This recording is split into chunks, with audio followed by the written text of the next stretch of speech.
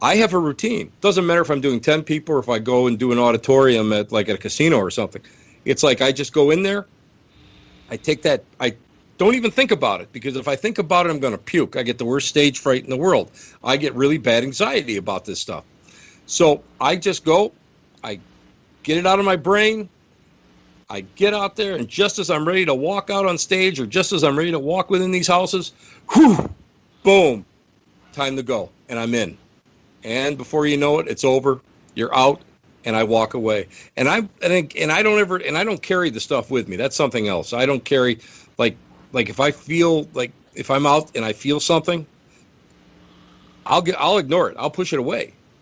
And I don't think about it. I don't dwell on it, because the minute that the old rule of thumb is a spirit can leave a location, a haunted location. But the minute that somebody thinks about it, it's sort of like an open door invitation. It's the same thing with negative energy and all that.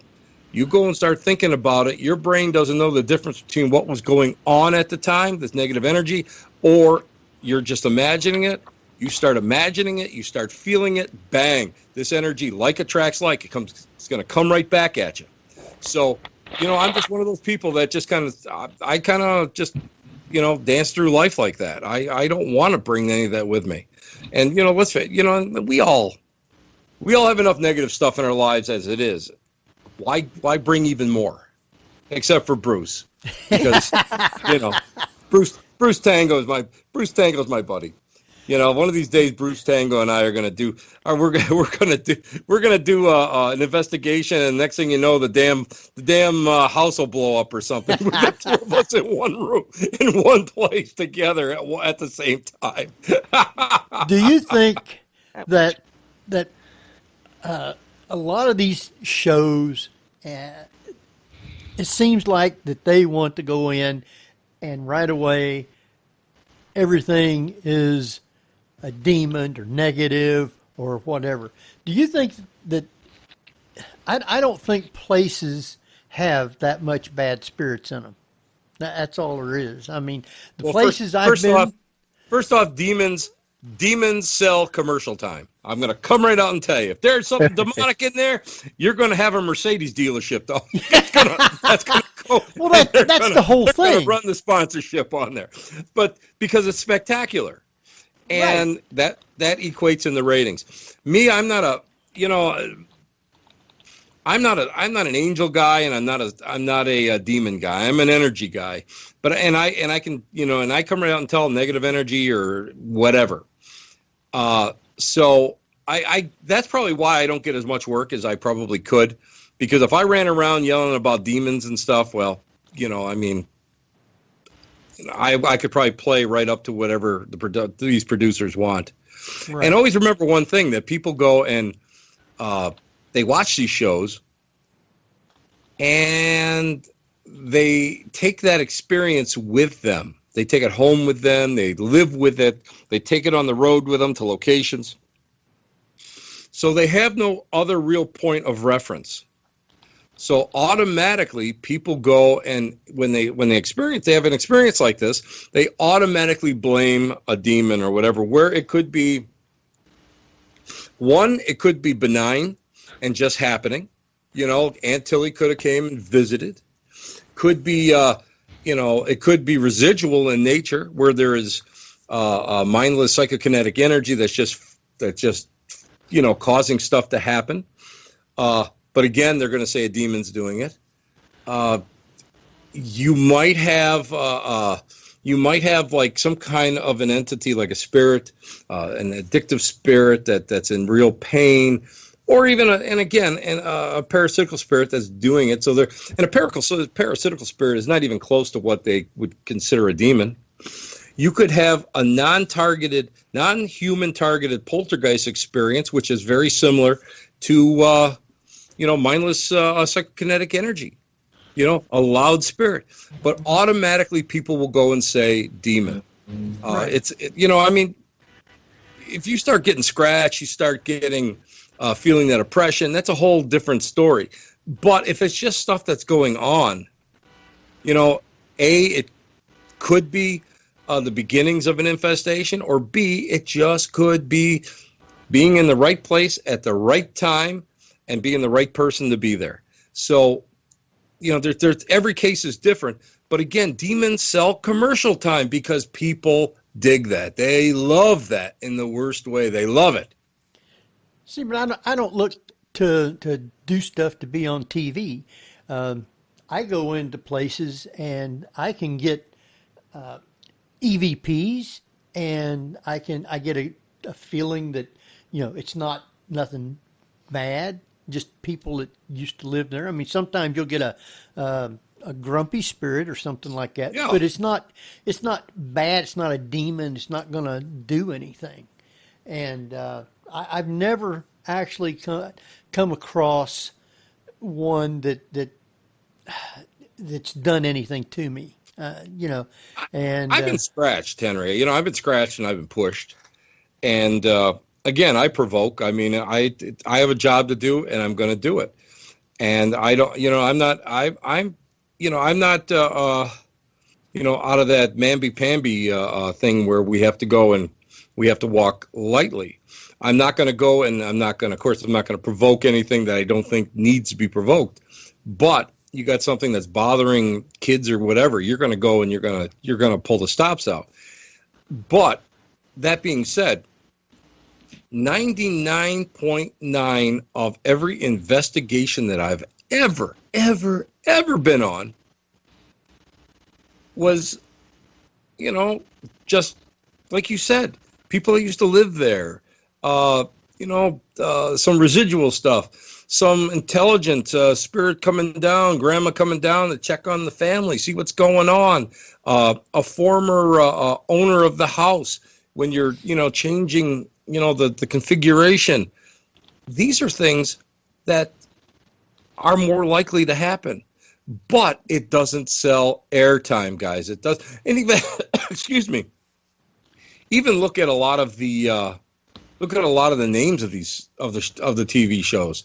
That's what they're kind of pushing for. Oh, well, you've always got the family-friendly Portals to Hell. I mean, that's always a fun title for a show.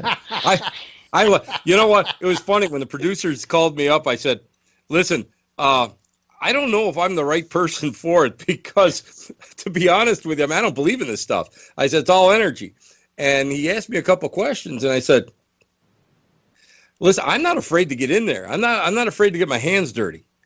But if I don't get anything, I'm just going to come right and tell you. I'm not making nothing up." And he goes, "Well, that's what we want. That's exactly what we want, And, it is funny because I don't know. Again, I don't know how much it's going to make it onto the screen or anything because, Jeffrey, you know how editing is.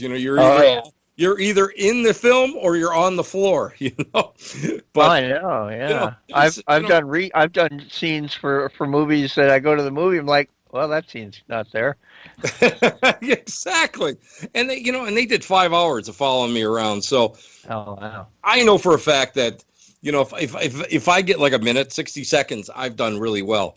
But I'm not afraid I'm not afraid to get loud. I'm not afraid to push the buttons. But on the other hand, I'm not going to lie either, And if there's something that's there, let's dance. But if it's not, I'm not going to go and I'm not going to get that spectacular about it. Yeah. What always drives me crazy with a lot of these shows is they're constantly aiming the camera at the investigator as opposed to at what the investigator is seeing. And I'm like, I want to see what they're seeing. And they're like, oh, what's that over there? And the camera's looking at him, like, moves over, and of course, whatever he saw is gone. But Yes.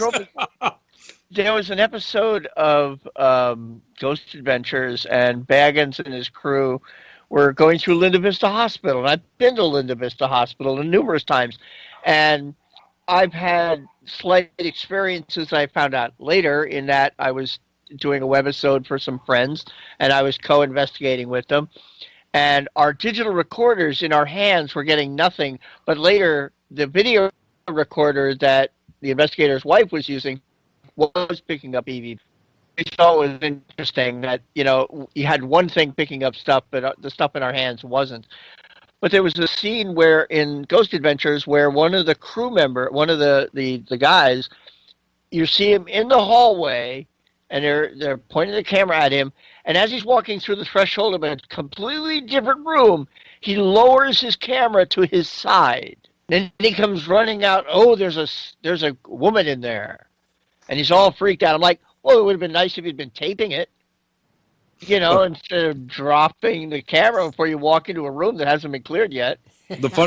Jeff, the funniest thing we ever did, I was doing camera work for Within These Walls on the Video Network, an internet show. So we're in Ohio. We're in Bryan, Ohio. We're at an old school. And I got this camera on my shoulder. It's about 20 pounds. It's like, oh my God. So we take a break. I put the camera down, and we're talking, and all of a sudden I saw what it looked like a feral dog running. I shot off after it, followed it up the stairs, saw it hit. Now the damn thing didn't have a head, and it was just like a gray fuzzy thing, and it hit the wall and actually went up the wall and into the ceiling, just disappeared. Oh wow! I'm standing there going, "What is wrong with me? I forgot to grab the camera. I forgot the camera. The camera was sitting right there where I was standing, and I saw this thing, and my instinct was to run after it, and I never thought to take the camera. So, it can be, things like that can be planned. Some things like that are, spontaneous. The one thing I will tell you now, I invested in a very small IR camera, very small one, so that I keep it on me at all times. It's on from the time I walk into the place till the time I leave. Like a body cam? Yeah, exactly. And this way, when I'm filming now, if I don't have that camera, the show camera on my shoulder, I set it down. I still have something there. It's still recording. It's got audio in it, and I got to tell everybody, all you investigators out there, these body cams get a decent quality. Decent quality is anywhere between like $100 to $150, $175 for a decent one. $235 is not a bad one, but get those, and it's great because it sees what you see. It's right in front of you, and you're not going to miss anything. So this way now, when you're investigating, it's always on, and it's right there. I got to tell you, they're fantastic. They work great, and you won't miss the shot. What company model camera do you use? I have an off-brand. I bought a I'm trying to think which one it is. Not a Canon. Not exactly off-brand. Well, I got it. You know what? I have it. Well, I have it in my workroom. I can send it to you. I can send you the link for it. Yeah. What they use locally for the police department here. Oh. And because I worked for the township for 30 some years, so I got to know some of the cops, and they went out and they bought their own. So I got a lot of different ones. Also, my buddy at Paranormal Oddities, he sells them too. He sells the ones that are about $75. They're a little bit lower in quality, but the IR isn't bad. But I'll tell you, because Jeff, I swear to God, after that was like the most amazing thing one of the most amazing things I've ever seen in my life. And I'm standing there on the school, these school stairs, looking up, seeing what happened, and then I'm like, you got to be kidding me. I could kick myself in the rear end the entire night. I was so mad at myself. So yeah, even the most seasoned people forget. All right, Barbara, I know you had some more questions or you was trying to get in. I have oodles of questions for Tim because we talk a lot. And now I can't remember what the heck I was going to ask him. No. Because it happens that way. Yes. Hey, well, the comment I was going to make. Cece, we all get to that age. I'm just going to tell you, we all get to the age. I have to have notes. I have to write things down constantly, so I know the feeling. Well, I mean, we were talking about these television shows and the impact they're having, and everything has to be frightening, and everything has to be a demon. Everybody gets scratched, and somebody gets pushed, etc.